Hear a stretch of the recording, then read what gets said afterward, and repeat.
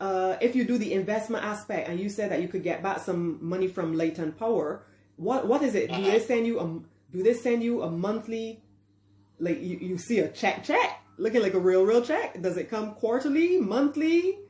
What can I look forward to? I need motivation. In terms, you get a check. You get it basically either, well, we say quarterly. Right. What they do, you will continue to get your electric bill as usual. Okay.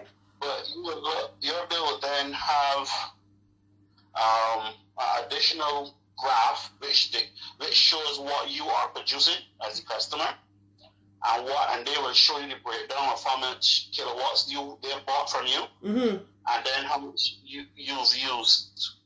And simple maths, again, as I said, you produce X amount of kilowatt hours multiplied by the fuel rate, by the buy-in tariff, and then they basically subtract it from the fuel that you've used, because at the end of the day, you're still using fuel from latent power because there's no solar at night. Right. Okay.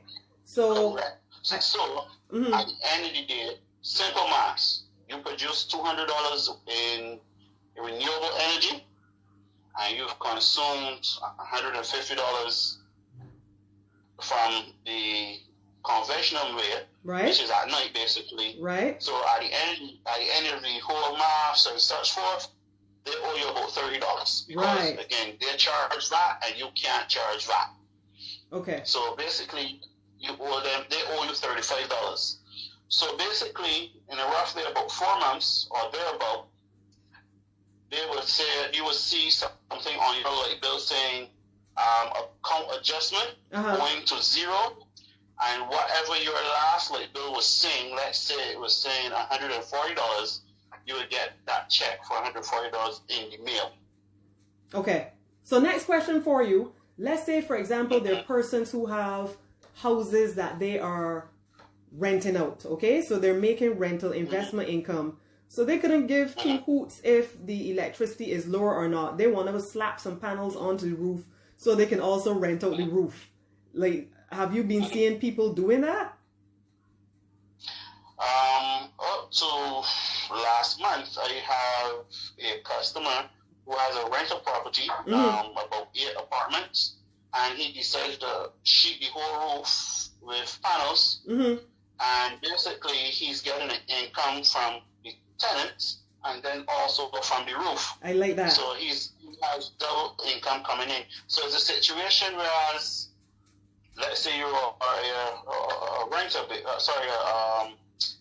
a landlord. Yes. And because of the current situation that we are in, he can go from not having any rental income from his tenants to basically having revenue still coming in from latent power, basically, because he's still selling electricity to the right. So I have at least about 10 persons doing that already, and they said it was one of the best investments they've made in a long time. You hear that? Okay, last 2 questions before I go on to the solar farms. One question is, does the roof have to be a certain size to accommodate solar panels? No, what we would do is measure to make sure that it can fit on the roof and tell you what size your roof can fit in total. Right? So your roof can be whatever, we would measure it and let you know what size it can accommodate. Right. And if it makes sense to actually make that investment and put it on your roof. Okay. What is the maintenance surrounding a residential system? The maintenance is very, very low. We recommend at least once a year you just have them serviced. Servicing is basically making sure that the connections are there and just washing off of the panels for any dust or bird feces. Yeah, you got it. And that's it. Okay. Right. Right. So that's basically that's a couple $100 a year. Right. Or maybe every 2 years. You don't have to do it every year. I saw a question earlier about leasing in Barbados. Earlier, there was a program in place for leasing roofs, but gone through the windows. Really? Our company, yeah. Reason being, again, when persons see you agree with this is a contract that has gone through the window. Where persons agree to rent you their roof space, and basically you satisfy the needs that they have with the electric bill as it is, and then whatever's left over comes to you, the person that's renting your roof. Mm-hmm. But what has happened is most persons seeing that they don't have an electric bill to pay automatically add things to the home. And the first thing that always comes into a home when persons see they don't have a light bill to pay is an air conditioning unit. And that eats up the profits that the companies would have been looking to lease the roof from you from. So a lot of the companies basically said, we ain't doing that no more. Interesting. Good to know. So I want to move off to solar farms, but one of the things Kathy Ann mentioned is that with off-grid systems, are you getting paid from light and power, but not paying anything to them?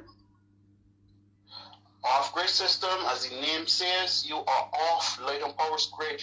Altogether. You have nothing to do with light and power. Right. But another fun fact that I always tell persons that are asking about off-grid systems, we have one of the most reliable grids in the world. Okay. Our electricity hardly goes off in Barbados unless a monkey or someone can't throw a pole. Good point.